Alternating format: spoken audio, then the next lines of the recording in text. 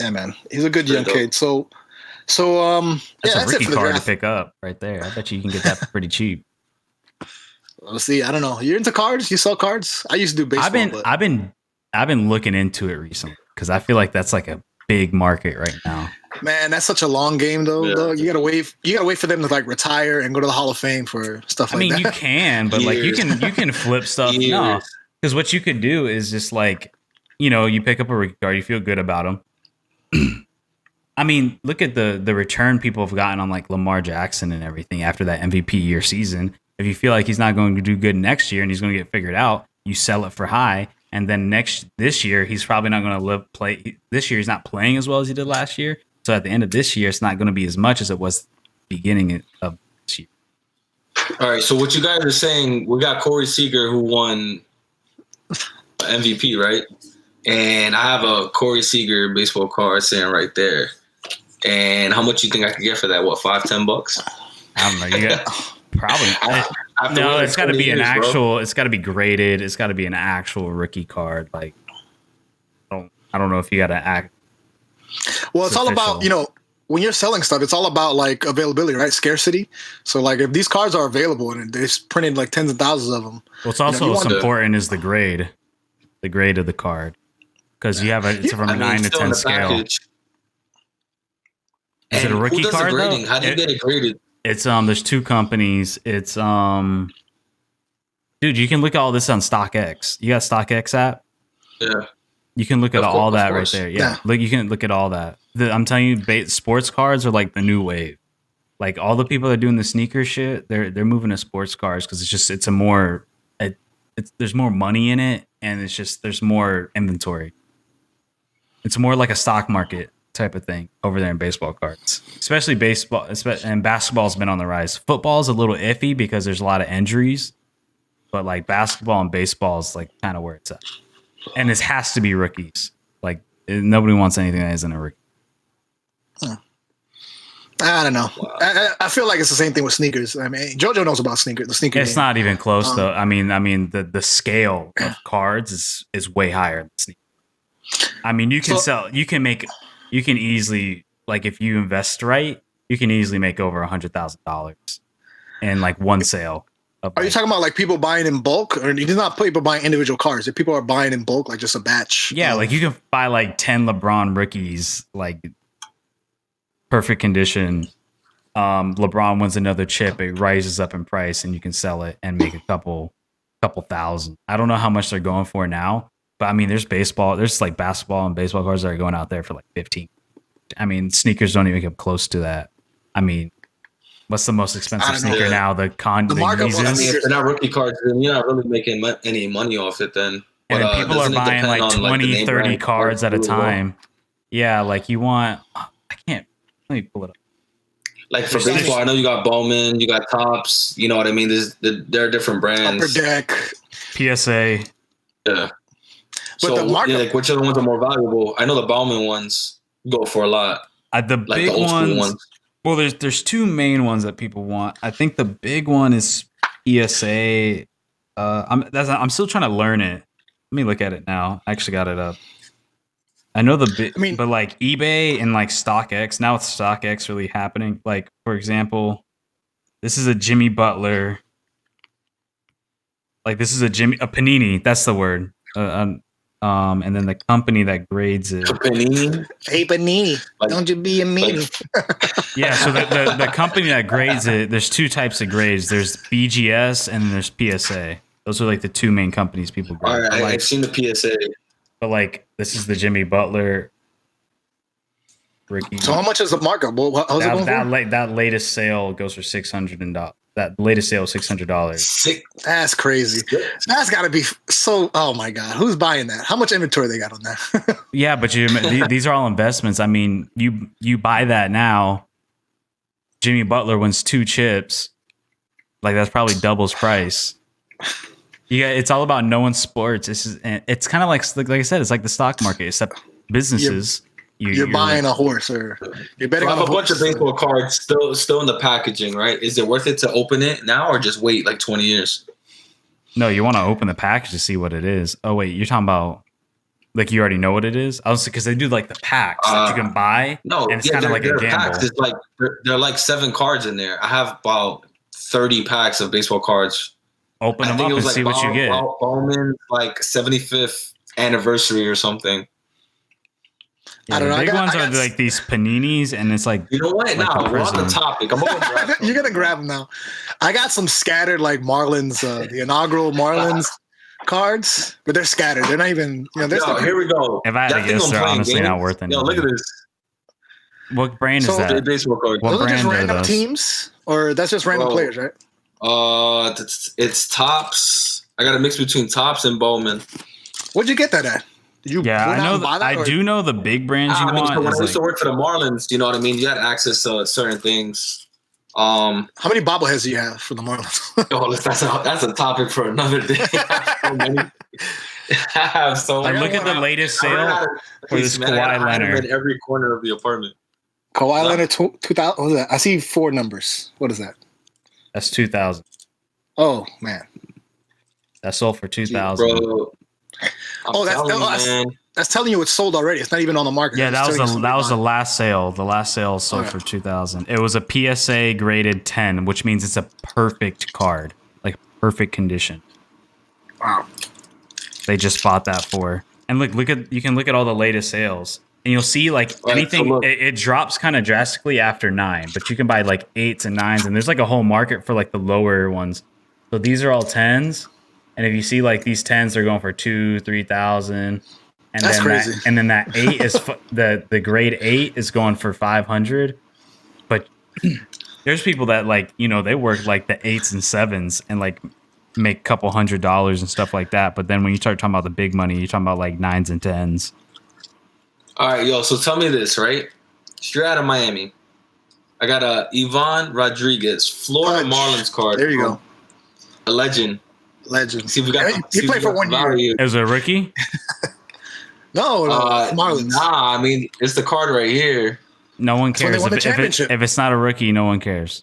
That's when they won the championship. So these are worthless. Then is that what you're telling me? These are worthless. Basically, yeah. All right. Well, thanks. That concludes our topic on baseball cards. You gotta have rookies. They gotta be perfect. What you can do is you can buy like these. They're kind of like a gamble. You can buy like these packs. You can buy them for like $200 or like $100, and you can open up all the packs and see what you get. And that's kind of more like a gamble. But the thing is, like, they could be rookie cards, right? But does it have value? Let's say they're printed this year. What's the value in there? It could be a rookie card from this year. A rookie card from this year, like a legit like Panini Prism, like rookie that's card what I'm this saying. year. So like the rookie cards have to be from obviously the date they were drafted, right, from that year. And that's it. Because they do reprints, but there's no value in those reprints, right? That's no one cares. They want to reprint. Yeah, they could reprint rookie cards, but that's why the 2020 card. That's why the conditions. That's why the condition's so important. Yeah. So, like for example, like what a lot of people were buying last year, and what I was thinking about getting was some Trae Young rookies. You buy some Trae Young rookies for pretty cheap, and if you feel like he's going to be pretty good, I mean, he's been on a shitty team, but he's been kind of balling pretty well. You think he goes somewhere else, he does well, maybe wins a championship down the road, like that could be worth something. You know what I mean? So you're kind of taking a risk.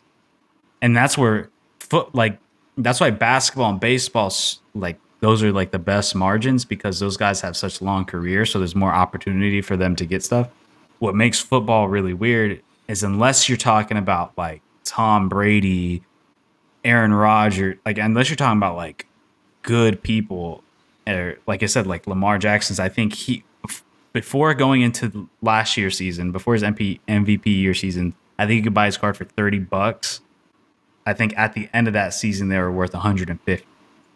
So think if you buy 100 Lamar Jackson cards, I mean, you're talking what, a 500% return.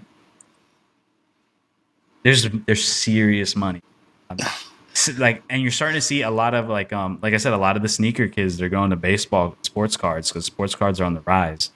And there's a way more money in it. Way more. I think the sneaker game's got to be more popping, man. The markup on some of these shoes, man, is crazy. Yeah, but look, you can't even like. I'm telling you, think about it. Those Yeezys, like what does the Nike Yeezys go for, Jojo? Like what, 5 grand or something like that? I mean, yeah, Red October is easy, like $8,000 right there. Though. All right, let me pull up a Michael Jordan rookie. Let me pull up a Michael Jordan rookie and tell you how much that shit is. Yeah, but that's the thing. Scarcity is the whole thing. But right? then they make it so exclusive. But that's the thing, though. But think about it. There's not as many of those Red Octobers. There's more Michael Jordan rookies than there is Red Octobers. I see what you mean. But if he wasn't even born in that era, how you even get your hands on that card in the first place? Like, you can buy it. You can't even start investing. If you got the money, you buy it. Somebody's selling it. Bro, right now it's I'd rather buy stock, bro. Let me see. I'd rather buy stock at Nike. Something. Buying stock. How much you going for? Let me look it up. I mean, it depends. If you know your sports and you do well, like, I mean, do you think LeBron's going to win another championship? Of course, without a doubt. I guarantee you, if you buy a LeBron James card right now and he wins another championship, it might go up in price. Yeah. I mean, it's probably too much to pay for right now anyway. So let me see. I get it's an investment, the value is going to rise over time. But like, if you can't even purchase the card, if it's going for like $2,000, who's spending $2,000 on that card? Dude, I'm telling you, there's people that, I'm telling you, there's people out there. I mean, the same thing with stocks. I mean, there's people out there that put money down. Gary Vee, he preaches about like baseball cards all the time. That dude is made. I mean, he was talking about like when he was a kid, he would be making $2,000 or $3,000 a weekend, going to like trading shows. I mean, that's kid like shit though. No, but is he trading like who was he selling to? Yeah, but during that era, like the 80s and shit, like that was popping. Like that's like you can make serious money off that. And I mean, think about like collectibles and shit. What they go for. People spend so much money on them. Collectibles have of course, memorabilia. These big time collectors, man, they'll spend anything to get, what they need. Especially, these super fans out here. They don't care. They'll put the money together. Bats, baseballs, memorabilia from games, from any sport. You know what I mean? Autographed gear. So, I got look at this shit right here. Look at this shit. So this is rated by BGS, which isn't as popular as PSA. It's an 8. It's an 8. And remember what I told you with that Jimmy Butler one? That was it Jimmy Butler, I think, Kawhi, where it was $3,000 for the perfect 10, and then it was $500 for an 8. This is how much a Michael Jordan is for an 8. You're gonna have to say it. 4,242. God damn. 200 for a B. And what's the name brand of the card? This one is a Fleer. So what kind of rookie card is that? 1986 Fleer rookie number 57. Ooh. So Fleer is the company, and they it's card 57 out of 132 for that collection. Yeah, for that specific card. Yeah, I think Fleer was a more popular card back then. Like I said, I'm still trying to learn all this. I'm still trying to like figure this out, and it's one of those like if you know sports, like a lot of them are kind of safe bets. Like when you look at it. Yeah.